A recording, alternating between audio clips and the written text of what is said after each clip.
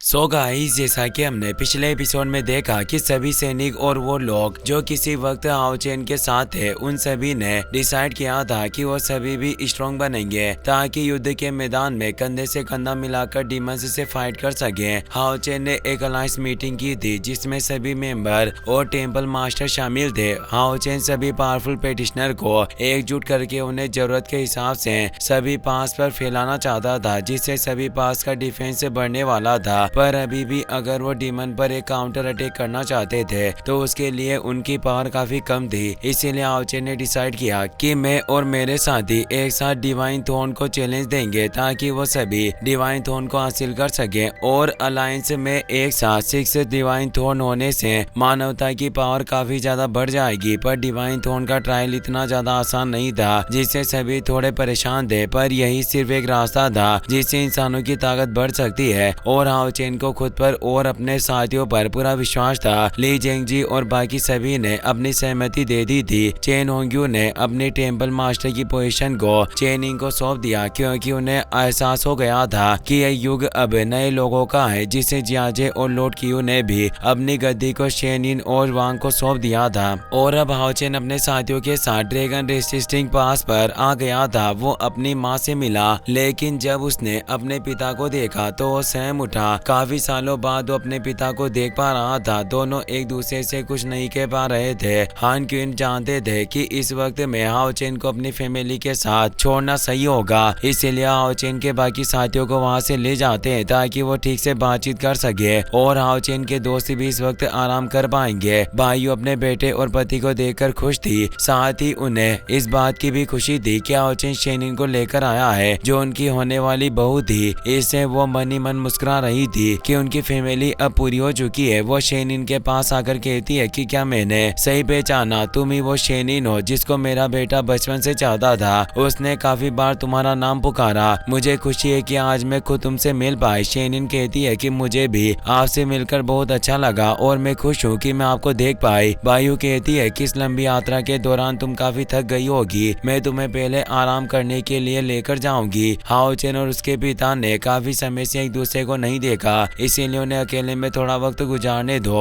और वो शेनिन को अपने साथ लेकर जाने लगी और हाओ चेन को प्यार से चेन चेन कहते हुए बोलती है कि तुम्हें अपने पिता के साथ आज का डिनर करना है जिसकी तुम्हें तैयारी करनी होगी। हाओ चेन इससे खुश होता है। फिर दिखाया जाता है कि हाओ चेन सब्जियां काट रहा होता है और लॉर्ड जिंगयू लकड़ियां जला रहे थे। हाओ चेन अपने पिता से कहता है कि काफी सालों से आप गायब थे, क्या आप बिल्कुल तंदुरुस्त हो और क्या आपको कोई चोट आई थी, क्योंकि दादाजी ने बताया कि आपके पुराने घाव ठीक नहीं हुए थे। पर क्या अब आप पूरी तरीके से रिकवर हो चुके हो? लॉर्ड जिंगयू बोलते हैं कि मैं अब ठीक हूँ। हाओ चेन पूछता है कि क्या आप डीमन गॉड अगारेस से लड़ते हुए घायल हुए थे, पर लॉर्ड जिंगयू कुछ जवाब नहीं देते। हाओ चेन को उनका बर्ताव बदला हुआ लग रहा था। वो सोचता है कि जब से पिताजी लौट कर आए हैं ये ठीक से बात नहीं कर रहे। जरूर डीमन अगारेस से फाइट के दौरान कुछ हुआ होगा जिसके बारे में ये अभी बात नहीं करना चाहते, इसीलिए मुझे भी इन पर दबाव नहीं डालना चाहिए। और जब फ्यूचर में मेरी मुलाकात अगारेस से होगी तब मैं पता लगाऊंगा कि आखिर उसने मेरे पिता के साथ क्या किया। तभी हम देखते हैं कि लॉर्ड जिंगयू को उस फायर के अंदर अपने अगारेस के साथ फाइट की पुरानी कुछ झलक नजर आई थी जब वो उससे लड़ रहे थे, पर उससे जीत नहीं पाए थे और उन्हें बंदी बनाकर रखा हुआ था। और कुछ बहुत बुरा हुआ जिसे सोचकर ही वो घबरा गए और हाओ चेन से कहते हैं कि पास्ट में जो कुछ भी हुआ उसकी वजह से अब मैं यही ड्रैगन रेसिस्टिंग पास में ही रहूंगा और मेरा बाहर जाना अब सुरक्षित नहीं है। हाओ चेन कहता है कि यह तो अच्छी बात है, मैंने आपको लंबे समय से नहीं देखा, पर अब आखिर हमारा परिवार एक हो गया। हम आज सभी साथ हैं और साथ में डिनर करेंगे। लॉन्ग जिंगयू को एहसास था कि एक नाइट की जिंदगी कितनी मुश्किल होती है, इसीलिए उन्हें अफसोस हो रहा था कि उन्हें अपने बेटे को इस रास्ते पर नहीं भेजना चाहिए था जिससे वो खुद पर गुस्सा थे। और हाओ चेन से बोलते हैं कि क्या तुम मुझसे नफरत करते हो? हाओ चेन मजे से खीरा काट रहा था, पर जब उसने ये सुना तो हैरान हो गया और पूछता है कि आखिर आप ऐसी बातें क्यों कर रहे हो? लॉर्ड जिंगयू कहते हैं कि अगर मैंने तुम्हें नाइट बनने के रास्ते पर नहीं भेजा होता तो तुम आज एक नॉर्मल लाइफ जी रहे होते, पर मेरी वजह से तुम हमारी मानव जाति के सबसे कठिन रास्ते पर चले गए। हाओ चेन मुस्कुराते हुए बोलता है कि आप खुद को गलत ना समझे। वो उनके पास आकर बैठ गया। मैं आपसे आखिर कभी नफरत कैसे कर सकता हूँ, बल्कि मैं तो आपको धन्यवाद देना चाहता हूँ। मुझे याद है जब मैं छोटा बच्चा था तो एक टीचर के रूप में आप मेरे पास आए थे और मुझे प्योर व्हाइट ब्लेड की ताकत दिखाई दी और ये पहली बार था जब मैंने एक रियल स्लेज देखा था और एक स्वॉर्ड ऑरा को महसूस किया। मैंने सीखा कि एक असली नाइट क्या होता है और आपने ही मुझे सिखाया कि एक पर्याप्त पेशेंस के साथ और लगातार मेहनत करने से एक शक्तिशाली नाइट बना जा सकता है। इससे मैं उन लोगों की रक्षा कर सकता हूँ जिन्हें मैं बचाना चाहता हूँ। आपकी इन बातों को मैंने हमेशा अपने दिल में जिंदा रखा और हमेशा एक दृढ़ संकल्प के साथ आगे बढ़ा और आप भी वो वजह हो जिसकी वजह से मैं आज इस मुकाम तक पहुँच पाया हूँ और अलायंस लीडर बना। यही वजह है कि मैं कभी आपके द्वारा मेरे लिए चुने गए रास्ते पर संदेह नहीं किया और हमेशा विश्वास करता हूँ कि यह वही रास्ता है जिसके साथ मैं जीना चाहता था। लॉर्ड जिंगयू खुश होते हैं पर वो जानते थे कि आओ चेन एक बार फेंग जियू के हाथों मर चुका है, इसीलिए वो कहते हैं कि मेरे रास्ते पर चलने से तुम एक बार मारे गए, क्या इससे तुम्हें दुख नहीं है? तो आओ चेन धीरे से मुस्कुराते हुए कहता है कि मेरा लक्ष्य कभी भी नहीं बदलेगा। अगर कोई रास्ता है जिससे इन डीमंस के युद्ध को समाप्त किया जा सकता है तो मैं खुद पावरफुल व्यक्ति बनकर सभी को प्रोटेक्ट करूंगा और इन डीमन का खात्मा करूंगा और मैं किसी से नहीं डरता।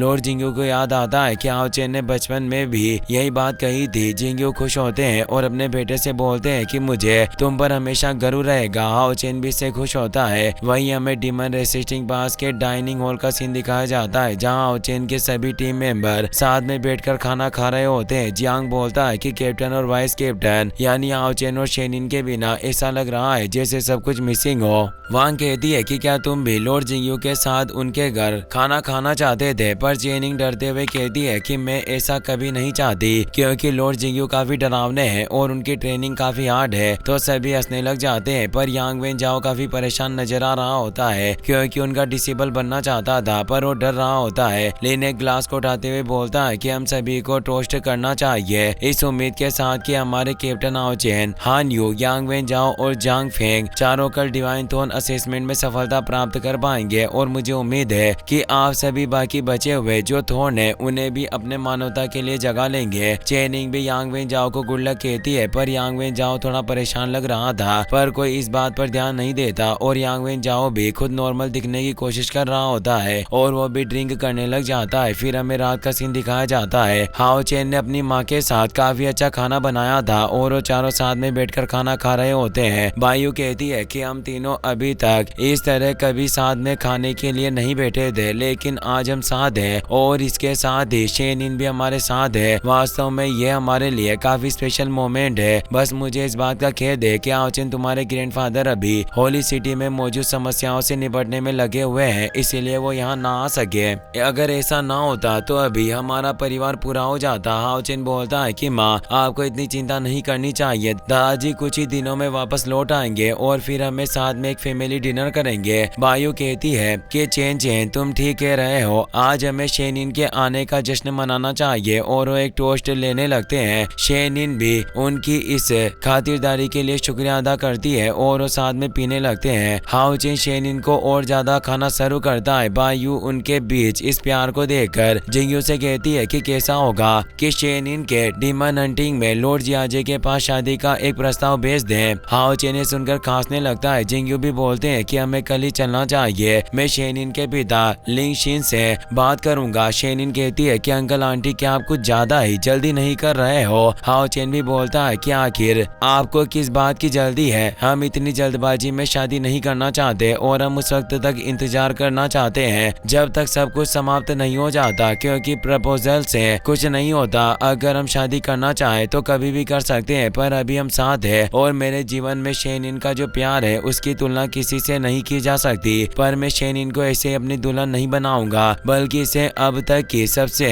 हैप्पीएस्ट वेडिंग देना चाहता हूँ और वो तभी हो सकता है जब कोई भी डीमन ना हो, ना ही कोई युद्ध हो और ना ही कोई पीड़ित हो। हम दोनों मन की शांति के साथ शादी करेंगे और उसके बाद हमारा जीवन बिल्कुल सही तरीके से चलेगा। शेनिन भी उसकी बात से एग्री करती है। इसीलिए बायू बोलती है कि मुझे तुम्हारी बातों से लग रहा है कि हम कुछ ज्यादा ही जल्दबाजी कर रहे थे। बच्चे अब बड़े हो गए हैं और तुम वाकई काफी समझदारी से फैसला लेते हो। और अब हमें आओ चेन के रूम को दिखाया जाता है जहाँ पूरे रूम में आओ चेन और शेनिन के फोटोज लगे होते हैं। इसमें उन सभी पलों को कैद किया हुआ था जब से वो साथ में रहने लगे थे। आओ चेन शेनिन को रूम दिखाने के लिए ले आता है। शेनिन काफी खुश होती है। आओ चेन उसे बताता है कि अब से यही हमारा कमरा होगा। तुम्हें याद होगा जब हम पहली बार डीमन हंटिंग पास पर गए थे तब जब तुमने वहाँ बेस भरी हमारे लिए एक छोटा सा कमरा बना लिया था और कहा था कि ये हमारा घर है, पर मैंने तुमसे वादा किया था कि मैं किसी दिन तुम्हें खुद अपने घर में लेकर आऊंगा और आज हम दोनों साथ अपने कमरे में हैं। शेनिन खुश थी और उसे बताती है कि तुम जहाँ रहोगे वही मेरा घर होगा और उसके कंधे पर अपना सर रख लेती है और दोनों एक रोमांटिक मोमेंट शेयर करते हुए एक दूसरे को किस कर लेते हैं। इसी के साथ ये एपिसोड यहीं पर खत्म हो जाता है। वीडियो पसंद आया हो तो अपने दोस्तों के साथ शेयर करना, साथ ही इस वीडियो को लाइक और चैनल को सब्सक्राइब करने के लिए आपका तहे दिल से शुक्रिया। Thanks for watching.